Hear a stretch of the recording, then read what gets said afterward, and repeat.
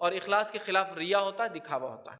تیسرا عمل جس کے کرنے سے انشاءاللہ عزیز جو جہنم سے ہم نجات پا سکتے بچ سکتے ہیں وہ یہ ہے کہ ہم اللہ سے دعا کرے ہمیشہ کہ اللہ مجھے جہنم میں نہ ڈالے، اور جنت کا ہمیشہ اللہ سے سوال کرے، جنت کو مانگے اور جہنم سے نجات مانگے۔ اس لیے کہ اللہ رب العزت نے قرآن میں اپنے بندوں کی ایک صفت بیان کی، وہ صفت اس طرح سے اللہ تعالیٰ نے بیان کی، آیت یوں ہے جو کہ سورہ فرقان سورہ نمبر 25 کی آیت نمبر 65 اور 66 ہے، جس میں اللہ فرماتا اور کہتا ہے الذین یقولون ربنا اصرف عنا عذاب جہنم ان عذاب کان غراما۔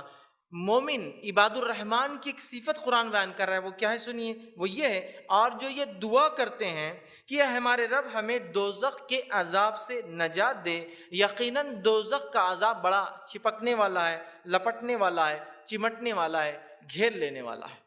تو دعا کرتے، کون دعا کرتے ہیں؟ عباد الرحمن، اللہ کے بندے، رحمان کے بندے دعا کرتے ہیں۔ اور ایک حدیث میں جو صحیح الجامع میں ہے جو روایت ہے، نبی اکرم صلی اللہ علیہ وسلم فرماتے ہیں جو اللہ تعالیٰ سے 3 مرتبہ جنت کا سوال کرتا ہے تو جنت کہتی ہے اللہ اس کو جنت میں بھیج دے، اور جو 3 مرتبہ اللہ سے جہنم سے پناہ مانگتا ہے کہ اللہ مجھے جہنم سے نجات دے دے تو جہنم کہتی ہے اللہ اس کو جو ہے جہنم سے دور کر دے۔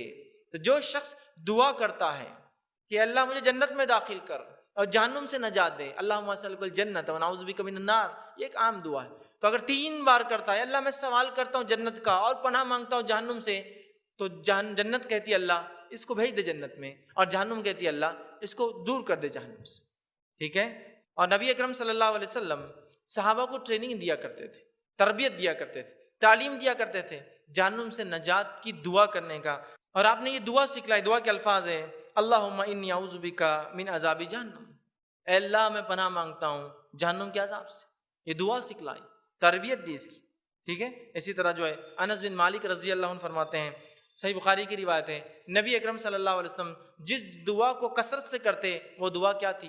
ربنا آتنا فی الدنیا حسنۃ وفی الآخرۃ حسنۃ وقنا عذاب النار۔ یہ دعا کثرت سے کیا کرتے، بہت زیادہ کیا کرتے، جس کے اندر دنیا کا خیر علم و عمل کے اعتبار سے، آخرت کا خیر اور جہنم سے نجات، آنکھ سے نجات کی دعا ہے۔ ہمیں بھی چاہیے ہم کثرت سے جہنم سے نجات کے لیے دعائیں کریں۔